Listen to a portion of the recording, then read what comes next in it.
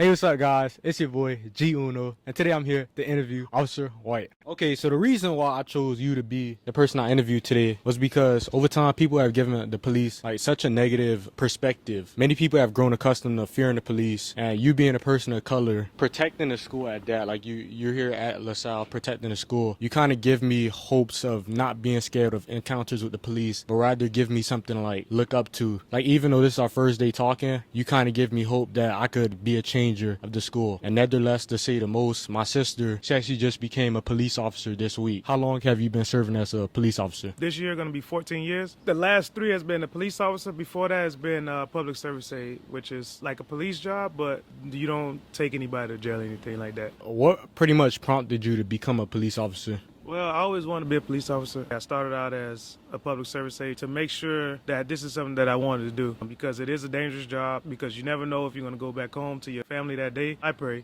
just to bring me back safe. The way I left, I want to come back the same way. This is something that I always want to do. I love helping the public. In lieu of an arrest, I'll try to talk to you, educate people so they have that understanding like, hey, not all police officers are bad, and don't jump the gun when you see a police officer. Give that person the benefit of the doubt first before you judge them. Have you ever had to arrest a person of color? Like, how was that experience? Yeah, I had to arrest a person of color before. At the end of the day, I do my job. And when I arrest, I also educate. I'm not just going to put the cuffs on you and take you to jail and not talk to you. I'm going to tell you what you did, tell you why I'm arresting you. And the next time, you'll try to at least think about it before you make that decision again. And most of the time, once I make that arrest, those same people, they come back to me. If they see me, they thank me because it's something that they don't get all the time from officers that arrest them, of color or from the other color. What was the most nerve-wracking situation you have ever been in since you was a police officer? If you feel comfortable answering that. Nerve-wracking. It's been a lot. Like I said, I've only been here for 3 years, but I saw some things as a PSA also. Recently, we had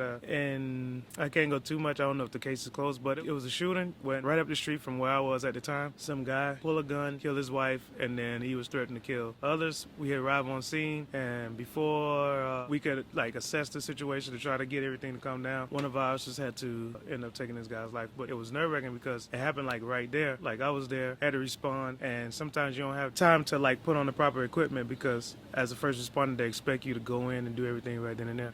That's why, while on patrol, even though I don't wear it now, but I always have my body armor on, just in case, I have to respond into an active scene. That and anything that has to do with kids. I haven't had one recently, even if a kid is lost, like a homicide, when a kid dies, that kind of sticks with you.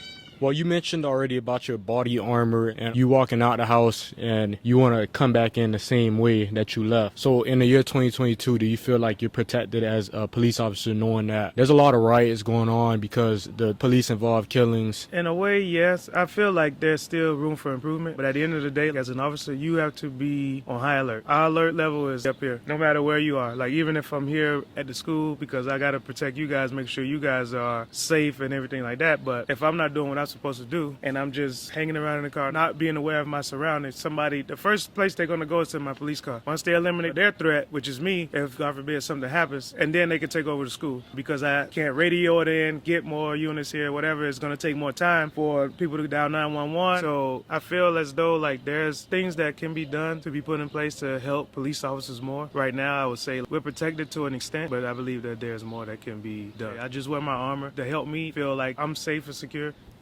They got me worked up, you could see the emotion in me. But thank you, Officer White. No problem. I'm about to graduate, so I've been here since I was a freshman. I'm about to graduate and go to Tuskegee University. That's what's up. That's good. So I'm gonna be studying communications, and I want to raise awareness for changing the perspectives of everyone. I feel like you're going to go a long way. Just keep that same energy. Once you get to Tuskegee, stay focused. Don't get distracted. Remember your why. Why are you doing this? Always remember that. Someone told me that. Remember my why. I want you to remember your why. Anytime you feel like giving up, remember your why.